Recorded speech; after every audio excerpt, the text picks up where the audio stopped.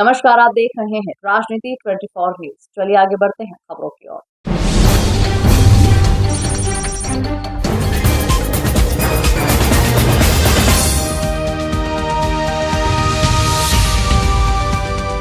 इंदौर में पिछले 40 दिनों से समाज को सनातन संस्कृति और आध्यात्म के ज्ञान की गंगा बहाने के साथ 108 रथों को लेकर हुए कार्यक्रम पर 108 श्री प्रमाण सागर जी महाराज के द्वारा मीडिया से चर्चा की गई। इंदौर में 108 श्री प्रमाण सागर जी महाराज द्वारा मीडिया से चर्चा के दौरान समय अनुसार बदल रहे वातावरण के साथ ही सामाजिक स्तर पर चर्चा की गई। उनका कहना था कि जिस तरह से कुछ लोग समाज को भ्रामक कर रहे हैं, तो वहीं संत समाज पूरी तरह से आगे आकर इस समाज को एक नई दिशा देने का काम कर रहा है।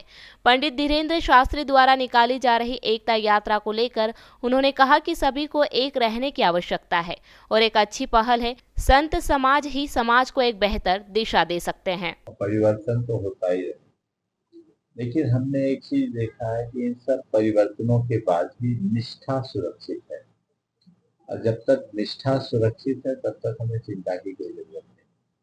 हमें एक ही प्रयास करना है कि परिवर्तन के बहाव में लोग बहने से बचे, निष्ठा को बचा के रखे, संस्कारों को सुरक्षित रख करके चले, और उस दिशा में प्रयास हो रहा है। यदि किंचित भटकाव है भी तो उसमें वापस ठहराव लाया जा सकता है। किस तरह के भटकाव आपके नॉलेज में आए?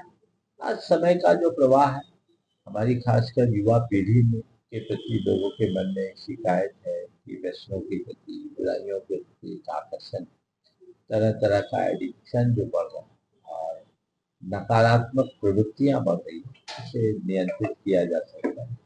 और इस परिवर्तन के साथ यदि एक आध्यात्मिक क्रांति खड़ी की जाए तो बहुत बड़ा बदलाव हो सकता है, बहुत अच्छे परिणाम भी आ सकते हैं। साधु संतों के माध्यम से यदि इस तरह की पहल हो कि हम धर्म के साथ साथ अध्यात्म का प्रचार करें और लोगों को मूल्य बोध कराएं, तो बहुत अच्छा परिणाम है। क्या आपको ऐसा लगता है कि संत जन जो है मूल्यों का बोध कराने में पिछड़ते रहे?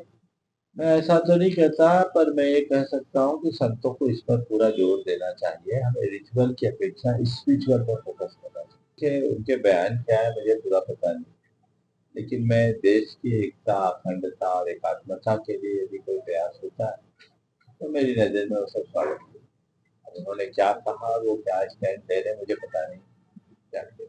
लेकिन जिस तरह से वो पैदल यात्रा निकालते हैं उसको किस नजरिए से देखते हैं, और पूरा उनका कहना है कि जब तक हिंदू एक नहीं हो जाएगा उसको लेकर मैं पैदल यात्रा, तो किसी अन्य संत को भी इस तरह से पहल करना चाहिए। मैंने क्या कहा, अगर देश की एकता, अखंडता और एकात्मता के लिए कोई प्रयास किया जा रहा है उसका तो स्वागत होना चाहिए, चाहे वो कोई करे।